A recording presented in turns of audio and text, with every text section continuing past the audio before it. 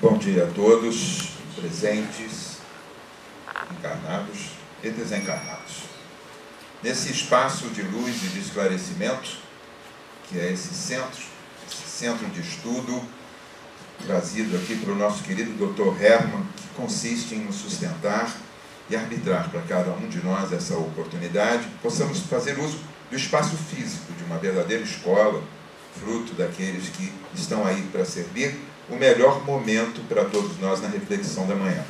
Eu vou me permitir, a direção da mesa e a todos os presentes, mais uma vez agradecer a oportunidade da tarefa ofertada. E, sobremaneira, a oportunidade do estudo e do aprendizado. Não vim aqui lhes trazer nenhum ensinamento. Não tenho a pedagogia como um fator latente em mim.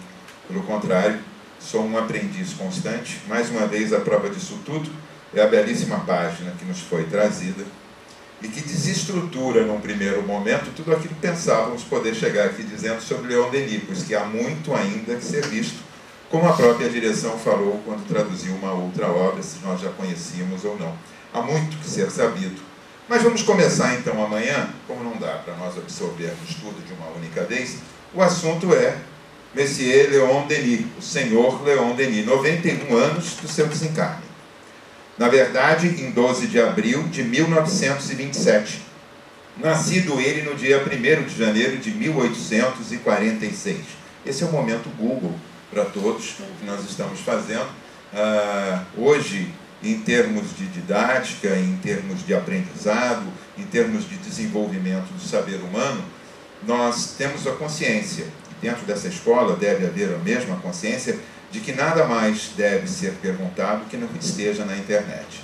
Né? Nós devemos estar fazendo sempre alguma coisa acima. Mas nós temos o momento Google, e eu vou cumprimentar os senhores com esse. Leon Denis, nascido nessa data, nasce filho de uma família muito humilde. O pai, um pedreiro, um artífice da obra, que depois veio a ser carteiro e ainda ferroviário. Né? A mãe era uma camponesa simples, pessoas de uma dignidade ímpar, e essa dignidade que era uma dignidade que assolava a toda a sociedade à época, contrária aos dias do hoje. O pequeno Denis, assim falando dele nos primórdios, só concluiu o primário. Diferentemente, ele que é tido como o sucessor do nosso querido Allan Kardec, o codificador, ele só estudou o primário e concluiu seus estudos aos 12 anos. Feito isso, tudo se encerra na vida dele para que fizesse parte daquela família no contexto da sobrevivência. E fazendo isso, começa ele trabalhos braçais, só com o primário, sem ter um destino anterior a dele de pessoas nobres, cabia a ele o que era a grande maioria do proletariado à época, o trabalho braçal. E assim foi. Ele percorreu esse tempo já desde muito cedo, até os 18 anos, 19 na verdade. Eu vou trazer um fato para vocês. Quando se começa a estudar uma personalidade, seja ela Leon Denis no momento, seja Kardec, nós vamos encontrando várias biografias. Muitas delas se consorciam em pontos que são comuns e outros que são diferentes. Então você tem a primeira biografia, depois você tem a segunda biografia, depois você tem a terceira, para de contar, e são contínuas. O que tem de comum nessas biografias, além de alguns fatos concretos? É que cada biógrafo tem que mudar, porque senão não vale a pena escrever o que já foi escrito. Então eu estou aqui pensando, 18, 19, vale 20. Vale 20 anos também, porque cada um vai colocando e a gente tira aquela média. Então, por favor, não vamos nos ater à base de números efetivos, e vamos ter os números nesse momento apenas como uns orientadores, apenas como marcadores de todo o processo. Ocorre que Denis, já desde muito cedo, e aí a importância, tinha um instinto muito grande de ler, de buscar conhecimento. Era latente dentro dele, e vamos tentar, nos próximos 45 minutos, prosseguirmos com isso para tentarmos identificar. Ele tinha uma vontade de conhecimento absurda. Então, feito o traço da leitura, de ter aprendido a ler e escrever o básico no primário, ele se desenvolve, é um grande autodidata. Ele é uma grande personalidade enquanto espírito na busca do saber. Como acontece? Como é que um sucessor de Allan Kardec, aquele que estudou nas melhores escolas, desenvolveu e esteve envolvido com as melhores cabeças da Europa à época, ele um educador, ele um cientista, um pesquisador, entregava esta obra na sua sucessão? Porque Kardec, na verdade, não entregou nada, tá?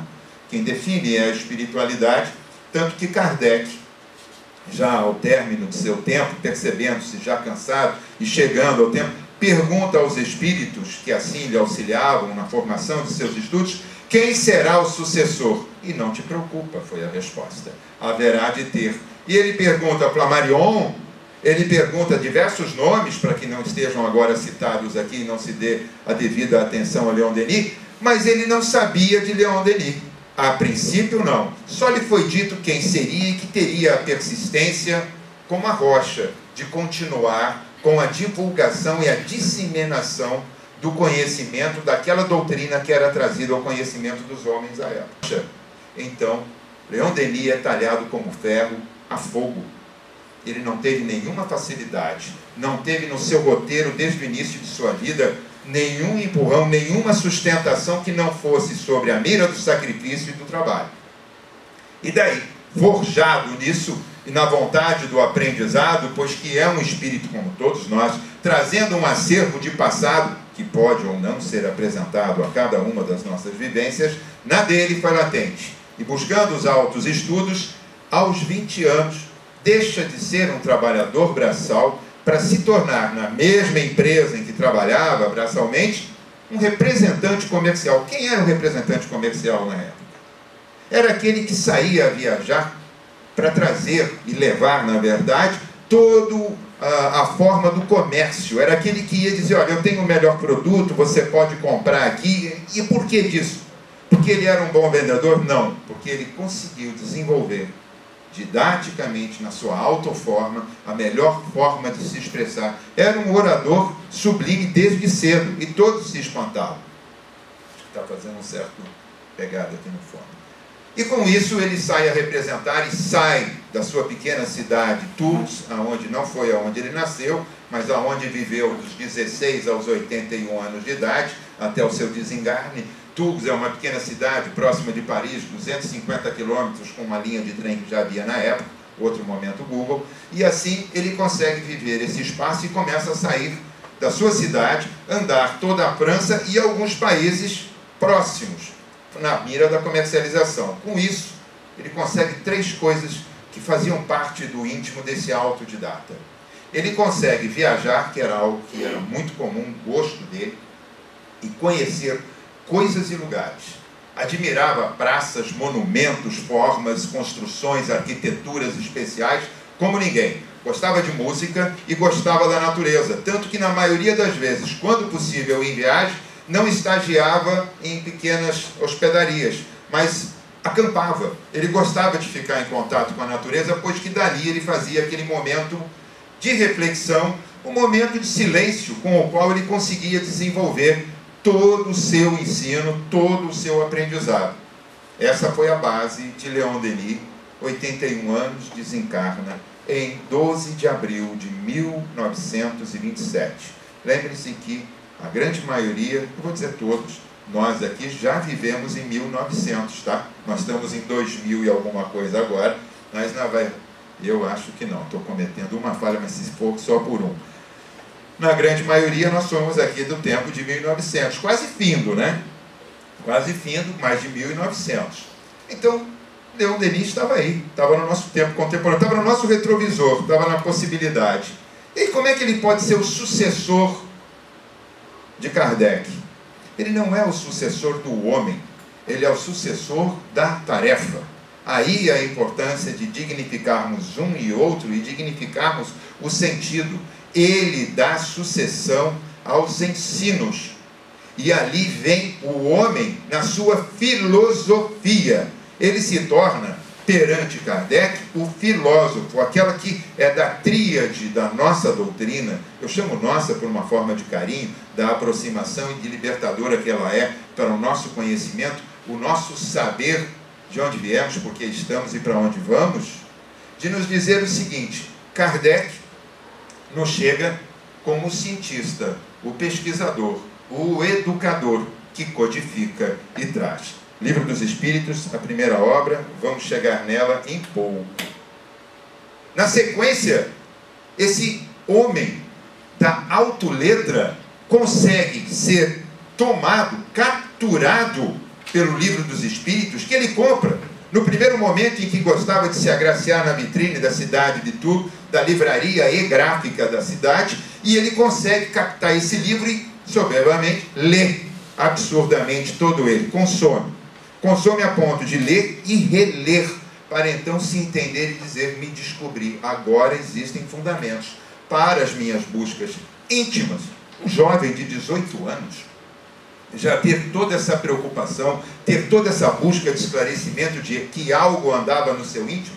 Vamos nos lembrar que o mesmo ocorre com o nosso querido Dr. Bezerra de Menezes, aqui no Brasil, quando toma de um livro que recebe de presente e que sai do trabalho e chega em casa já modificado e tomado por ele. Essa é a oportunidade que façamos as mesmas coisas. Então, voltando ao nosso querido Denis, ele é capturado por esse livro. E é capturado pelo primeiro momento em que encontra Kardec pela primeira vez, ele um jovem e Kardec já um dinamizador, que chega à cidade de Itu e vai fazer a sua primeira apresentação. E ele trabalha avidamente com um grupo de trabalho para que estava preparando um espaço para que pudessem receber Kardec. Mas, como nada era fácil, o Espiritismo, à época, tinha seus enfrentadores, tinham aqueles que dinamizavam contra. Existia um clérigo muito forte à época nessa cidade de Itu. Era uma cidade que tinha uma unidade militar muito grande, e à época, tanto militares quanto clérigos eram muito próximos, definiam as situações geopolíticas daquele país, que estava ainda sobre o assédio da finalização de uma guerra de 100 anos com a Inglaterra. Bom, tinha todo esse reflexo ainda naquela França, porque aquilo foi trazido de muito tempo e trazia aquele olhar. Então eles tinham essas posições e Kardec foi praticamente impedido à época. Eles conseguiram fazer uma reunião com 300 pessoas à luz de vela praticamente, que ele vem falar sobre obsessões. E aí esse homem, Denis, esse jovem homem, já explode para tudo isso e se torna um grande estudioso.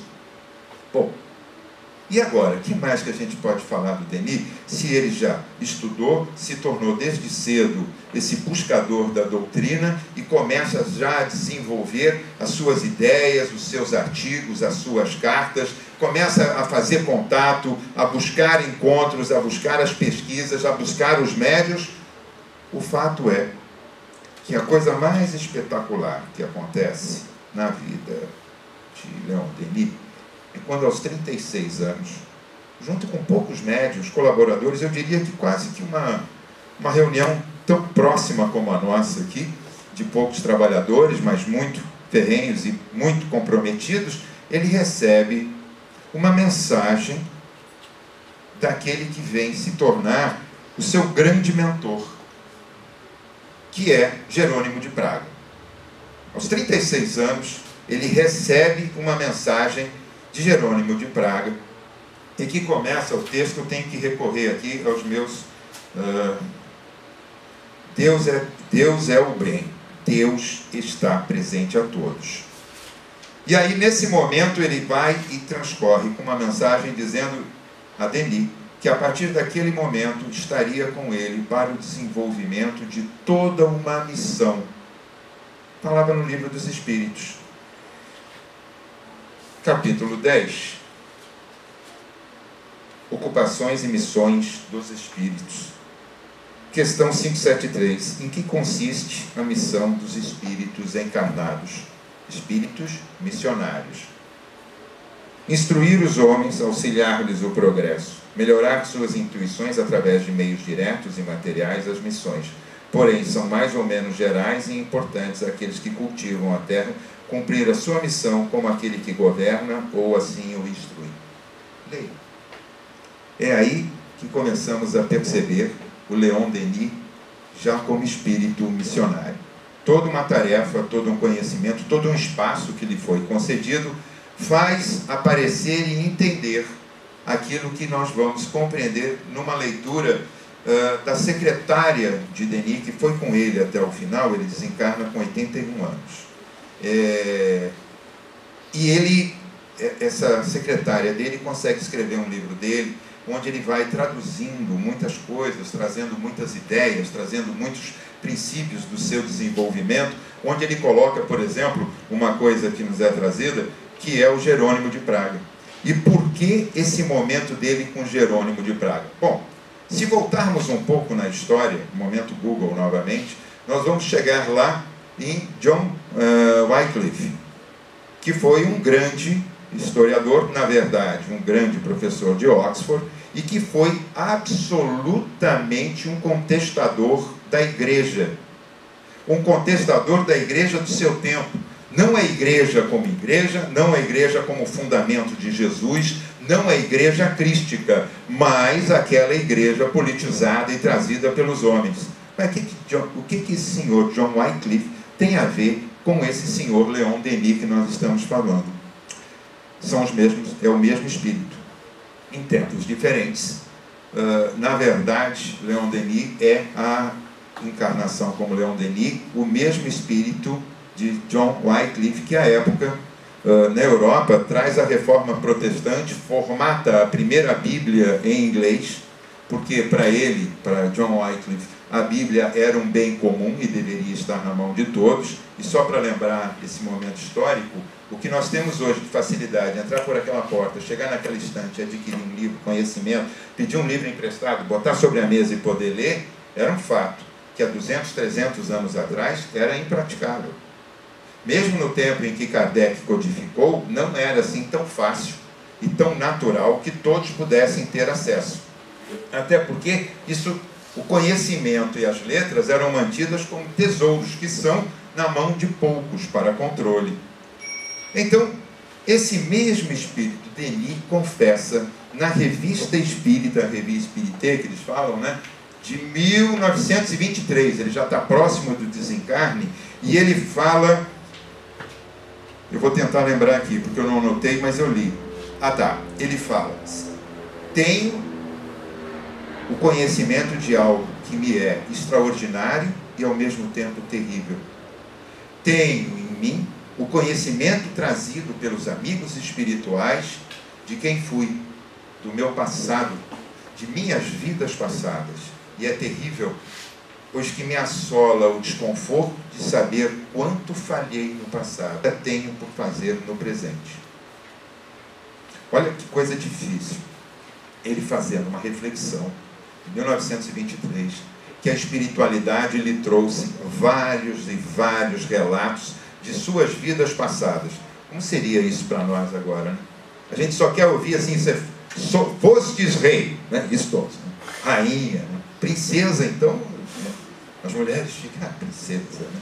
Os homens gostam mais do barão e do conde, que dá aquela personalidade de porte altivo, duro, né? Então, ninguém quer falar do bandido, né?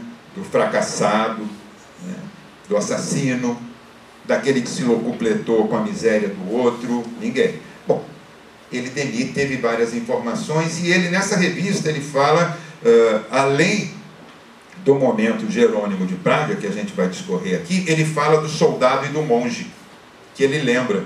E aí um fato peculiar que eu quero dividir com vocês, se eu não estiver dividindo, vocês, por favor, façam cena de que estão sabendo agora, porque eu fui buscar isso e foi surpresa para mim. Então, vocês sabiam que Denis foi soldado? Ele tinha problema de vista, né? Eu esqueci de falar, momento Google, ele lia muito à noite, então ele começou desde cedo a ter limitações. Engraçado, né? Todo espírito missionário vem com limitação. Quem está com vida fácil, pensa, porque em algum momento bate no morro, tá? Esse mesmo morro que ele está avisando, esse monte que ele sobe, se a gente não quiser subir por vontade própria, não tem problema. Alguém vai parar o monte na tua frente, você vem, bate, e aí você descobre. Primeiro você desce, para depois olhar para cima e saber que tem que subir todo ele. Então, mais ou menos essa é a teoria daquilo que ele já falou aqui, que dá para nós entendermos. Então, esse Denis foi soldado. 1837, está aqui nos escritos, em algum momento, ele estava com 24 anos de idade. Ele com 24 anos de idade, ele, em meio à situação, 1870, ele se coloca como voluntário, mas meio cego, ele se coloca como voluntário, não podia ser chamado, mas é o chamamento moral da pátria, dos confrontos, e isso é natural, tá? Isso todo mundo que vive a carne, vive a vicissitude da carne e vive as vicissitudes do momento do planeta. E ele, como homem de sua época, foi chamado e se colocou como voluntariado. Olha a coisa extraordinária. Ele tinha um problema de visão, não tinha conhecimento militar nenhum. Era um erudito, mas de autodidata, de um processo todo de busca natural dele. Entrou no serviço militar. Em 15 dias ele já sabia manusear todas as armas disponíveis na época. Todas. Que era algo complicado, que não era tão fácil quanto hoje. Com 6 meses, ele saiu de instrutor, que ele virou, com 15 dias ele se tornou um instrutor de pelotão. Com 6 meses ele passou pela carreira, ele foi capo, foi sargento, foi suboficial, acabou tenente e só não deu carreira militar porque acabou o conflito e ele foi dispensado porque ele era voluntário. E ele depois faz a reflexão de como ele conseguiu aquilo tudo, se de nada sabia, não fosse o instinto do seu âmago, do velho soldado, que de tantas outras vidas vivenciara os campos de batalha e ali se locupletara pelo valor da honra, da vaidade, do lutador, daquele. E então aquilo lhe trouxe vergonha. Como lhe trouxe vergonha o monge, quando ele fala, o beneditino de São Bernardo, que também não conseguiu cumprir a sua missão como aquele homem da palavra e da fé. Acreditem, isso acontece para todos nós. Estamos falando de Leon Denis. Felizmente, não fomos chamados a ser assim tão missionários, mas temos cada qual a nossa missão. A primeira delas, talvez a mais fácil, que é nos produzir a autorreforma. Isso é muito fácil, tá? Saiam daqui decididos que vão se autorreformar, que é muito fácil, em questão de 15 minutos, isso acontece dentro de cada um de vocês. Vocês estão rindo? É verdade. Por que não pode em 15 minutos acontecer um fato dentro de cada um de nós que defina que eu não vou me arrepender do meu passado porque ele já aconteceu e é a história do meu acervo, mas que eu vou me arrepender muito se eu não tomar uma atitude agora de mudar o meu amanhã. Basta isso. O arrependimento não é para nós buscarmos o passado como desculpa, é buscarmos o momento da oportunidade do agora e não usarmos a desculpa de que não vamos mudar. E Leon Denis traz muito isso. Na leitura que vem, eu vou me permitir aqui, tem que botar o que eu tinha lido ali aqui agora enquanto estávamos aqui, ficou extraordinário, ficou me chamando. Quando ele está falando aqui da cegueira, quando ele está falando da pouca visão, quando ele tá, esse termo da vista para ele era muito importante, porque ele teve essa quase perda, e aos 70 anos ele fica absolutamente sem condição de vista. Ele entende clarões, mas ele já não tem discernimento visual, que é a delineatura da imagem de qualquer forma. Ele tem só uma passagem de grandes clarões. Isso aos 70 anos, quando ele se obriga a estudar braille para poder entender novamente e continuar o seu compromisso de escrever, de estudar, de ler, de perceber, de se comunicar. Então, aos 70 anos, ele recorre e diz assim: agradeço a Deus a virtuosa oportunidade de ter me tomado às vistas para que este homem, dotado ainda de muita vaidade, dotado também de muito orgulho, possa se humildar perante a misericórdia divina e entender do quanto podemos ainda fazer e quanto é necessário que nos modifiquemos. Como é necessário que a vida venha e nos tome algo para que possamos dar real sentido, real valor e real aprendizado daquilo que é oportunizado a cada um de nós. Eu estou falando de Leon Denis. Eu não estou aqui para falar de Leon Denis, para dizer que eu estudei um pouco da história e para que vocês saiam daqui sabendo um pouco da biografia. Eu tenho certeza que todos os senhores e senhoras aqui presentes, encarnados e desencarnados, têm esse conhecimento e têm esse acesso de conhecimento, têm essa facilidade de conhecimento. Eu brincava aqui com vocês, mas é verdade. O momento Google existe para cada um de nós. É só colocar lá, aquilo vai acontecer. Uma parte verdade, uma outra não verdade.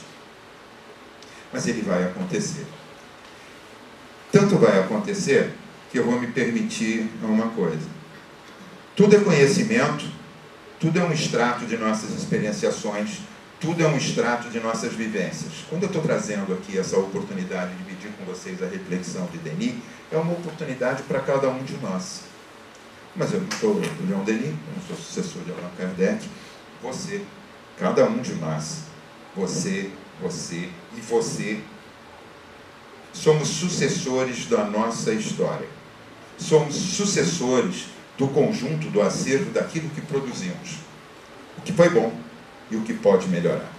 O que deve melhorar para que o conjunto realmente seja bom. O que pode ser mudado no nosso momento para que não tenhamos ao longo de nossa jornada um impacto de tanto perder a visão. Porque muitas das vezes, e eu já ouvi isso, e não foi uma única vez, que pessoas que perderam a visão ou perderam alguma possibilidade física se dizem merecedoras. Não por um castigo, mas para que pudessem valorar.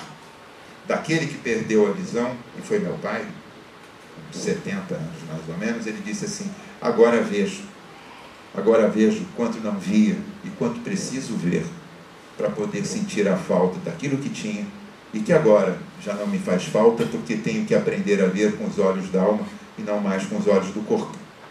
Tenho que perceber a pessoa no seu tom de voz, na sua forma, no seu jeito, e só lhe perceber um clarão.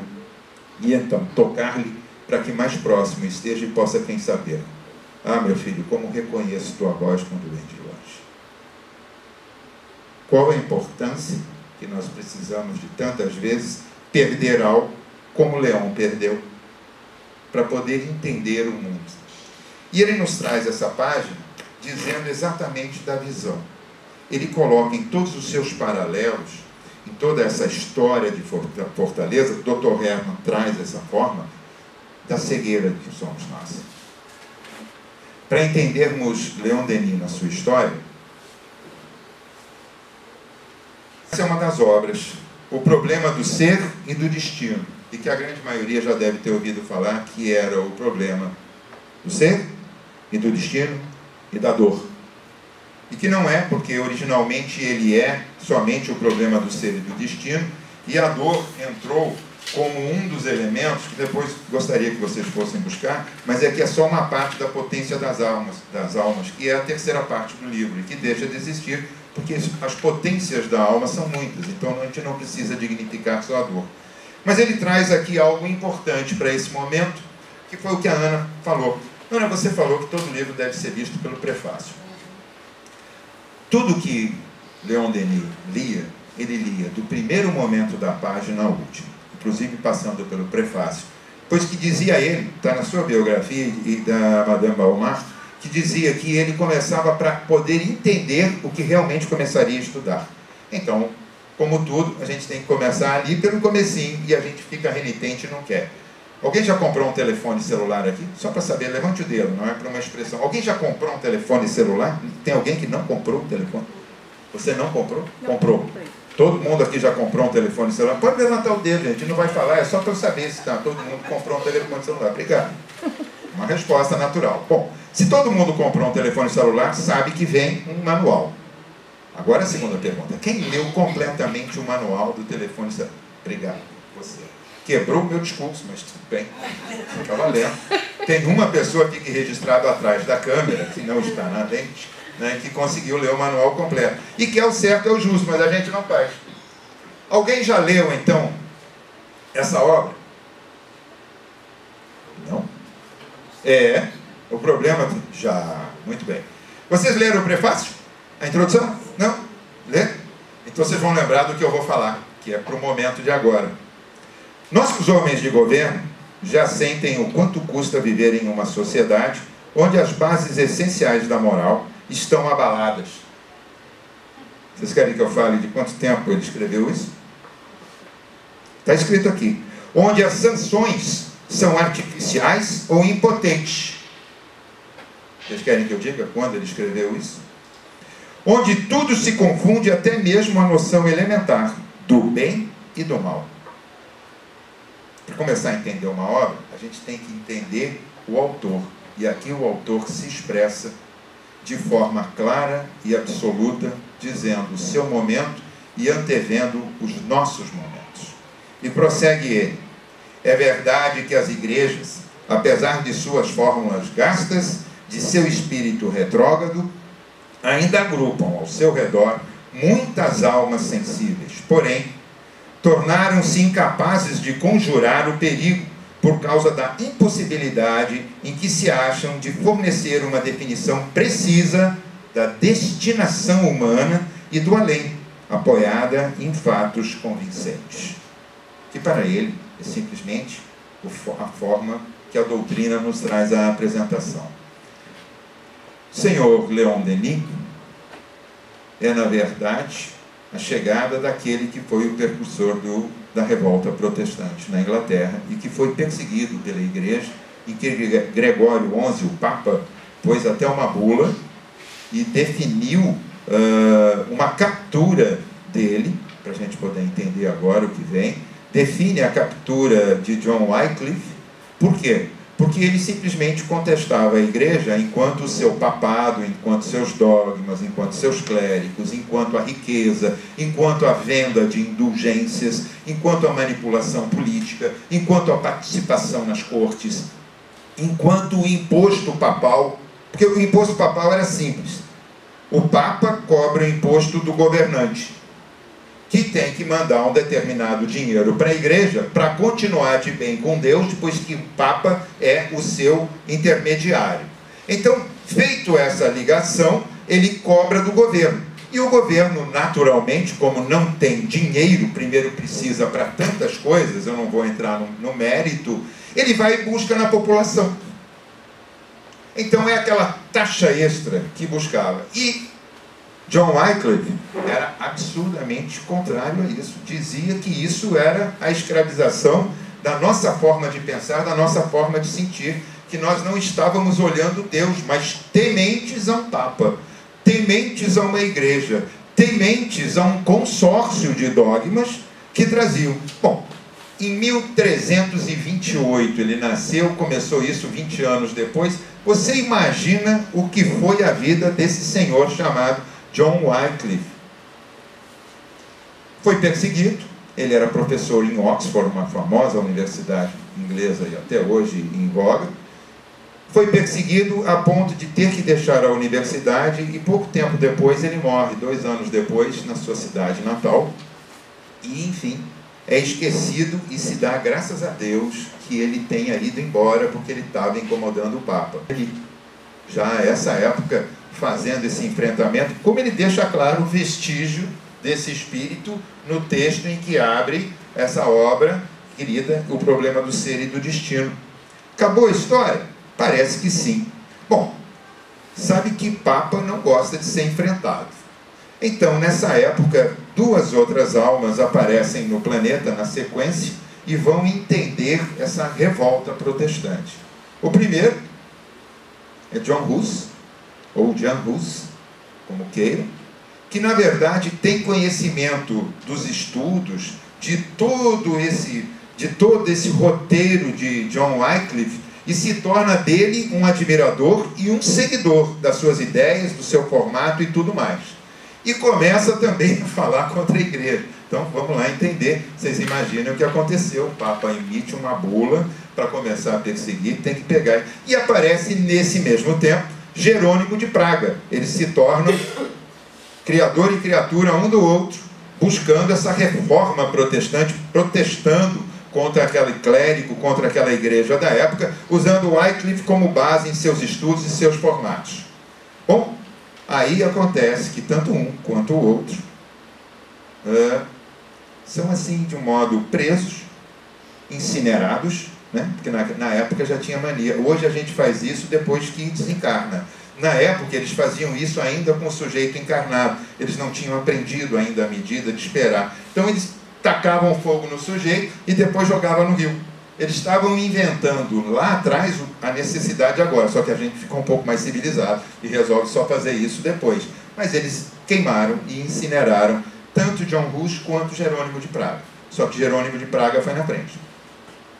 Esse espírito que se torna o mentor por 45 anos de Leon Denis é, na verdade, o seu grande companheiro de jornada, de ter olhado para Wycliffe e dito assim: esse cara é o da hora, está fazendo a coisa certa, abrindo a mente das pessoas, mudando a cabeça das pessoas, metanoia, aquela transformação, porque é a cabeça que tem que funcionar, o corpo é consequência.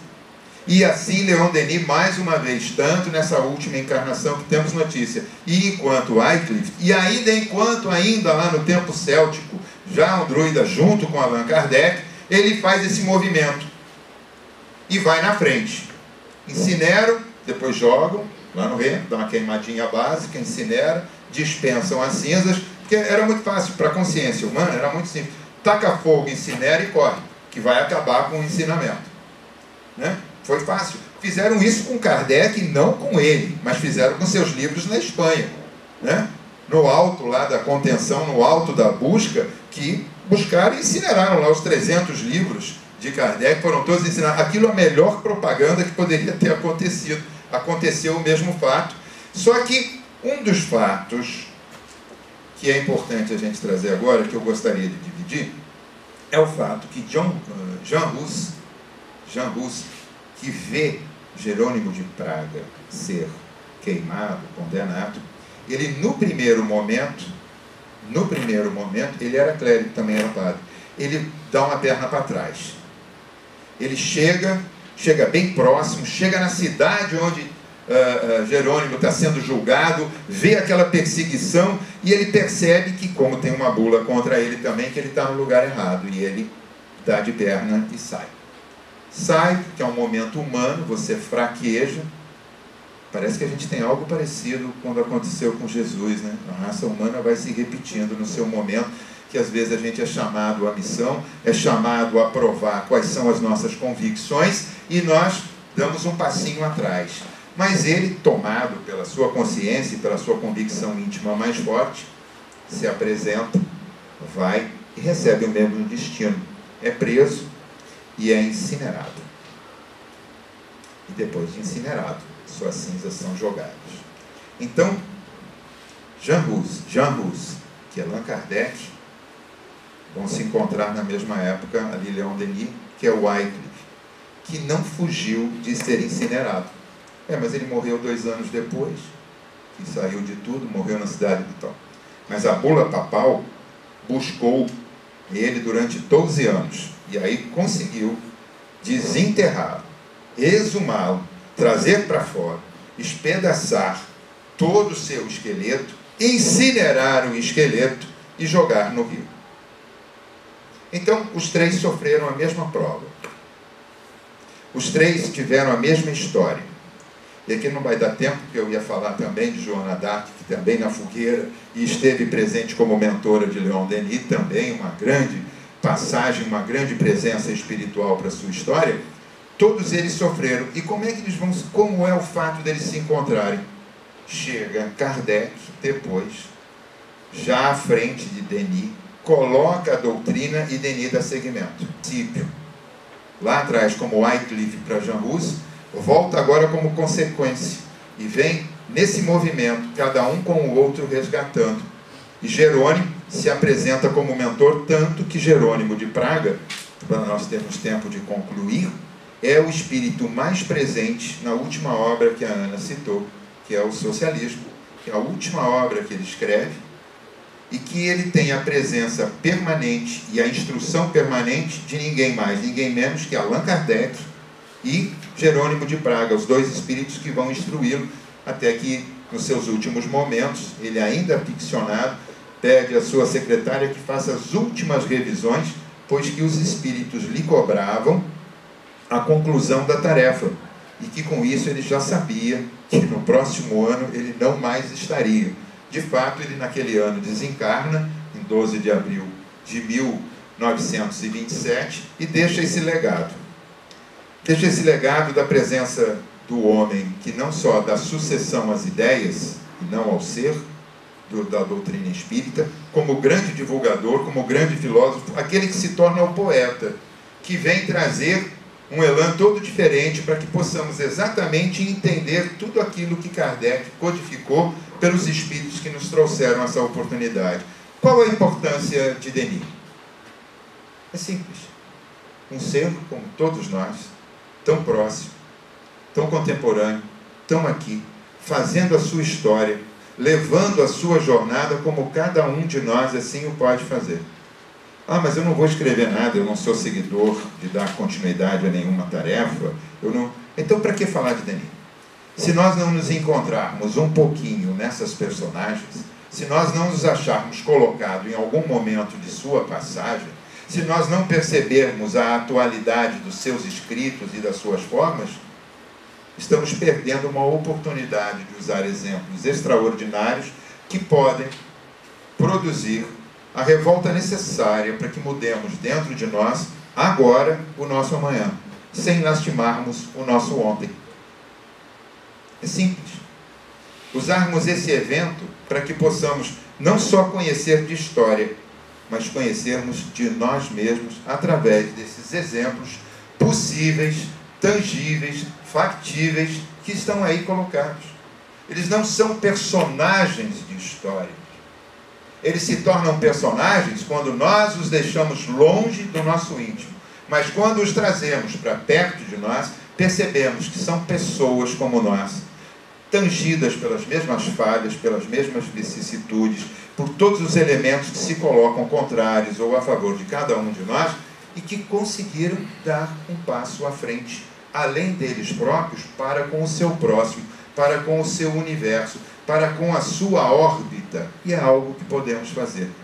Que o exemplo de Denis esteja presente em todos nós, e que possamos buscar o conhecimento esclarecedor e libertador, que possamos ter esse olhar de busca, de nos libertarmos das nossas algemas, dos nossos grilhões, dos nossos dogmas passados, ainda tão submetidos que somos pelas histórias que somos, que formamos como espíritos nesse acervo que fica constituído, e que possamos, a partir de agora, nos libertarmos e fazermos algo de melhor por nós e pelo nosso semelhante. Senão fica sem sentido. Não estamos aqui para realizarmos autorrealização. Estamos aqui para autoconhecimento e realizarmos para esse universo. Falamos tanto num mundo de provas e expiações e mudança para regeneração, estamos nos regenerando. Denis se regenerou, Kardec se regenerou, eles se regeneraram entre eles com Jerônimo de Praga, nesse conjunto de mudança da história e da formação do que é a doutrina que nos serve para nos libertar, nos trazer conhecimento, dizer quem somos, de onde viemos e para onde vamos e quais são as nossas possibilidades, as potências da alma que todos temos e que podemos aplicar no dia a dia das nossas vidas. Mesmo quando a cegueira das nossas almas nos tangir, saibamos subir ao monte, olhar como ele disse, e lá nos sentirmos livres das coisas pequenas da terra e nos sentirmos bem mais próximos do Pai, de Deus, desse Deus que tanto buscamos, desse Cristo que está dentro de cada um de nós e que é tão necessário para a nossa melhora e para o nosso desenvolvimento e para o nosso autorrefazimento. Que a paz de Jesus esteja presente com todos e que possamos fazer desse momento um momento efetivo na nossa mudança quando cruzarmos aquela porta. Graças a Deus.